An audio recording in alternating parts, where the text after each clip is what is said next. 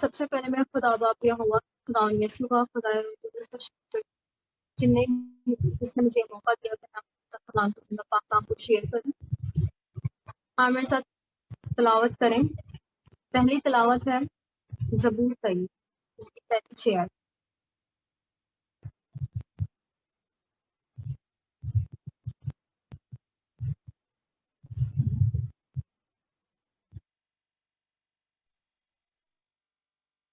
اپنی زندگی کی رہنمائی کے لیے قرآن کے زندہ پاک کلام میں سے دیکھیں گے. زبور 23 اس کی پہلی آیت سے لے کے 6 آیت تک. خداوند میرا چوپان ہے، مجھے کمی نہ ہوگی. وہ مجھے ہری ہری چراگاہوں میں بٹھاتا ہے، وہ مجھے راحت کے چشموں کے پاس لے جاتا ہے. وہ میری جان کو بحال کرتا ہے.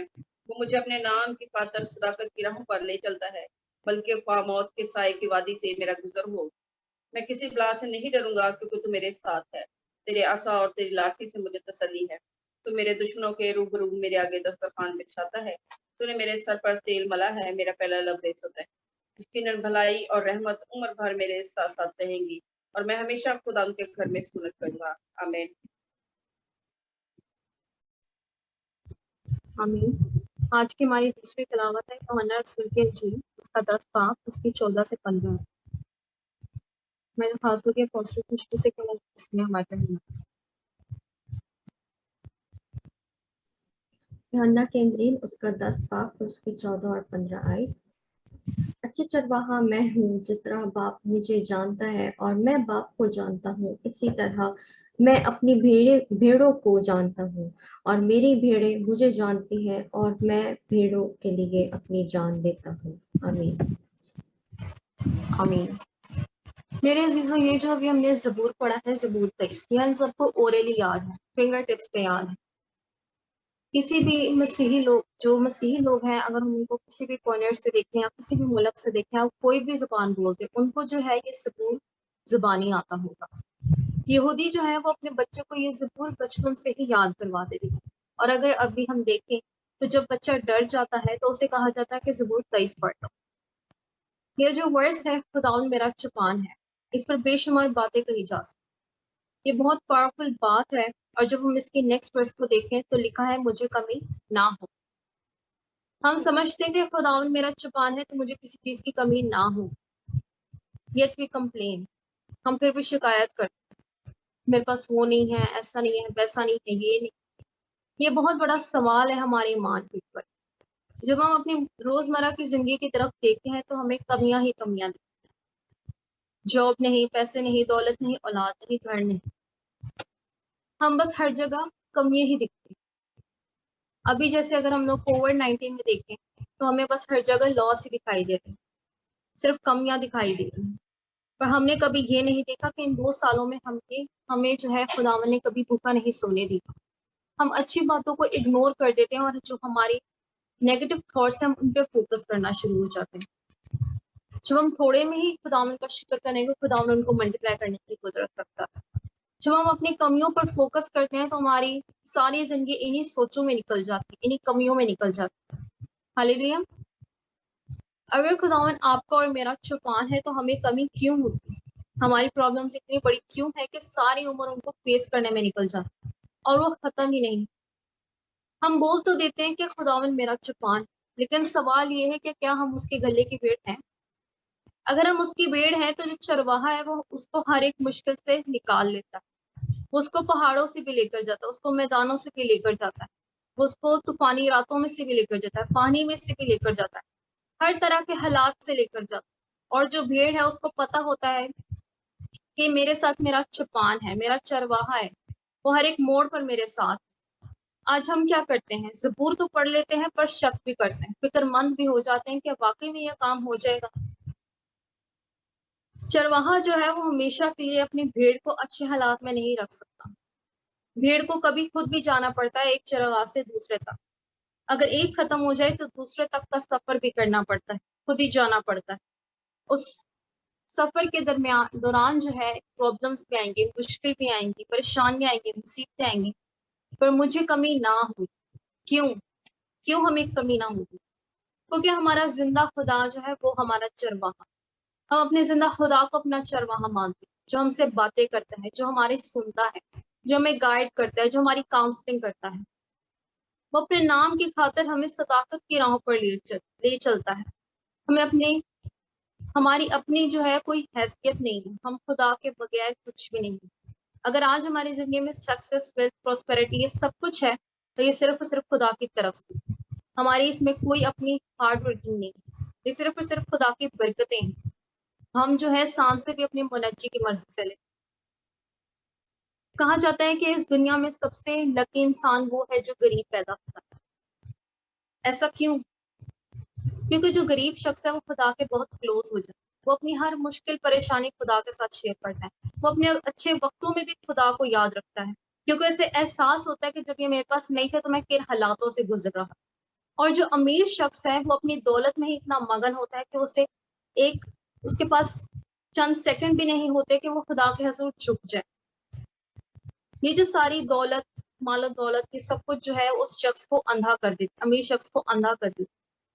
یاد رکھیں کہ یہ تمام چیزیں خدا کی طرف سے برکتیں ہمیں ملی. جب ہم ان تمام چیزوں کا جتنا ہمارے پاس ہے اس کا شکر کرتے ہیں تو وہ ان سب چیزوں کو ملٹیپلائی کرنے کی قدرت رکھتا ہے. یسوع نے کہا ہے کہ اگر میرے پیچھے کوئی آنا چاہے تو اپنی صلیب اٹھا لے.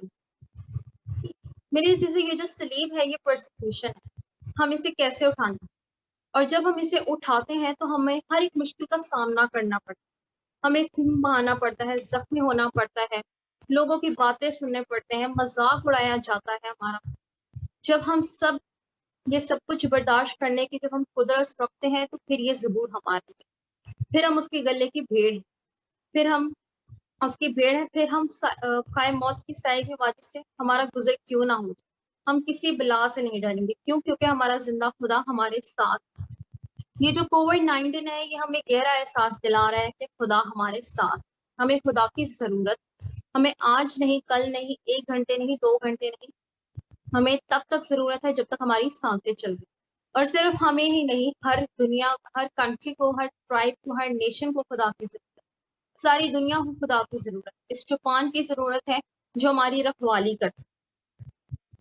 ہم نے اپنے چوپان کو آواز دے کر پکارنا ہے کیونکہ وہ ہماری آواز کو پہچانتا ہے. جب ہم خداوند کو آواز کو پہچانتے ہیں تو وہ ہمیں جانتا ہے, پہچانتا ہے. اس نے جو ہے اپنی ہتھیلیوں پہ ہماری شکلیں کھود رکھی ہیں, وہ ہمیں نام سے پکارتا ہے.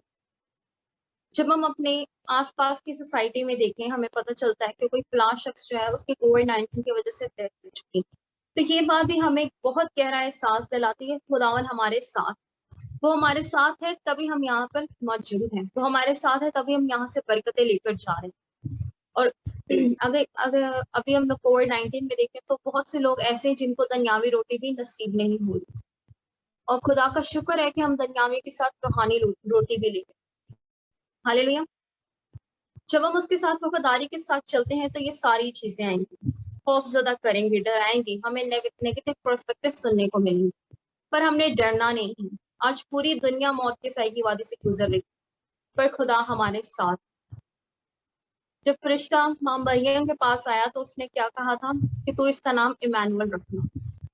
اس کی ریفرنس جو ہے وہ متی پہلا باب اس کی 23 ورس میں بھی ہے اور عیسائیہ 7 ورس 14 میں بھی ہے.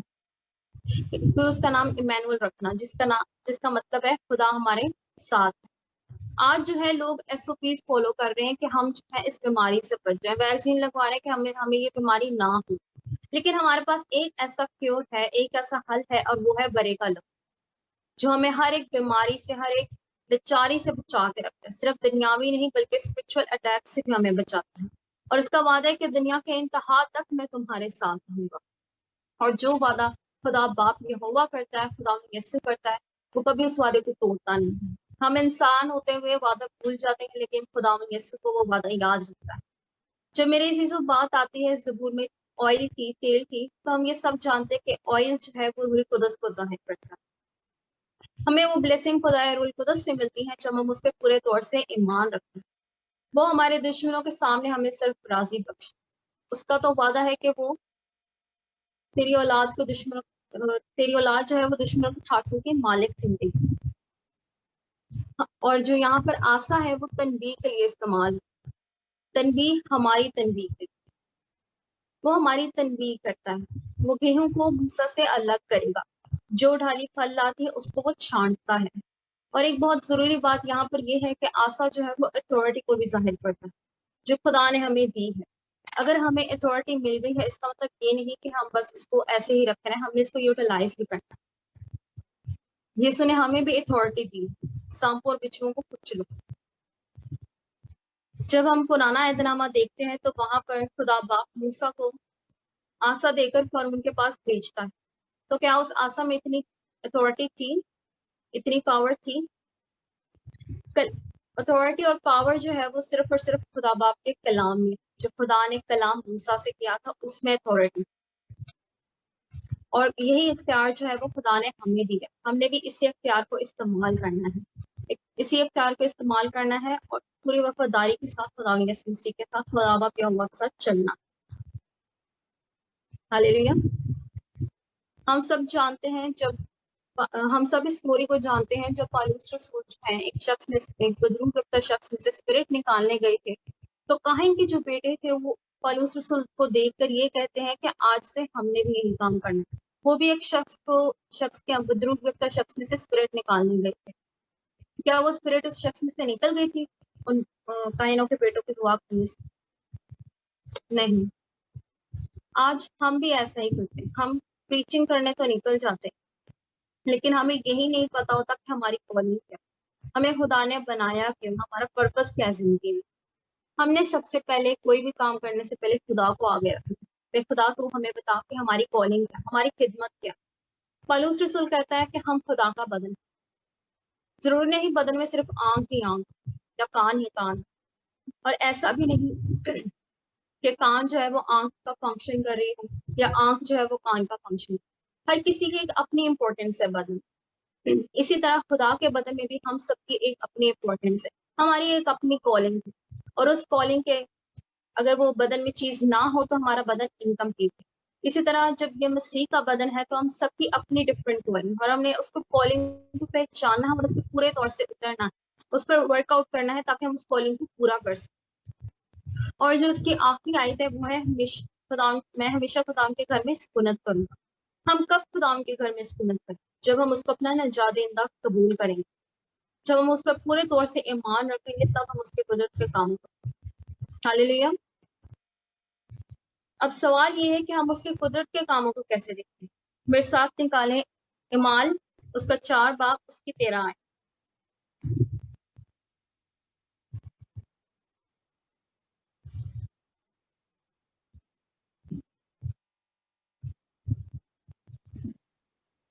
مقدس میں جو لکھا ہے, جب انہوں نے پترس اور یوحنا کی دلیری دیکھی اور معلوم کیا کہ یہ ان پڑھ اور ناواقف آدمی ہیں تو تعجب کیا, پھر انہیں پہچانا کہ یہ یسوع کے ساتھ رہے ہیں.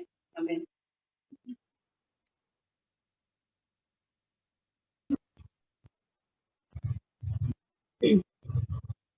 ہم خدا کے قدرت کے کاموں کو ایسے دیکھیں گے, جب آپ کے اندر خدا کی خوبیاں نظر آئیں گی, یسوع نظر آئے گا, اور لوگ آپ کو دیکھ کے پکار اٹھیں گے کہ یہ جو ہے یہ یسوع کے ساتھ چلنے والا ہے, یہ اس کو پیروکار ہے, یہ اس کو فالو کرتا ہے, یہ اس کی مانند ہے. میرے عزیزو, اگر اس کی بھیڑ بننا ہے تو اس کی پاکیزگی کی پیروی کرے. یسوع نے بھی اپنی خودی کا انکار کیا. ہم تو پھر انسان ہیں, ہمیں بھی وہی کرنا ہے جو یسوع نے کیا. یسوع بھی خدا باپ کو فالو کرتا ہے, اور یسوع نے یہ کہا ہے کہ جو میں اپنے باپ کو کرتے دیکھتا ہوں وہی میں کرتا ہوں.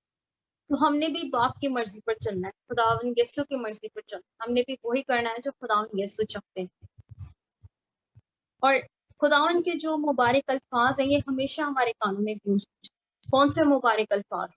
میرے ساتھ نکالیں لوکا اس کا چیپٹر 23 ورس 34.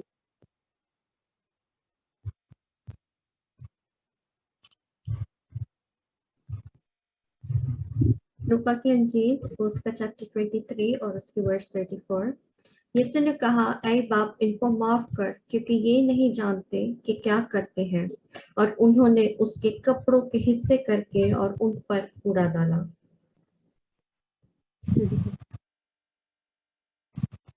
سسٹر چیپٹر 23 ورس 32.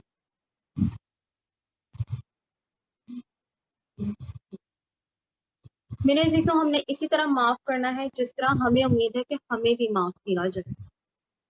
हम दूसरों के साथ बुरा सलूक करते करते ये भूल जाते कि कल को शायद हमारे साथ भी यही। दूसरों के साथ वैसा सलूक करना है जैसे आप उम्मीद रखते हैं कि आपके साथ भी सलूक किया जाए।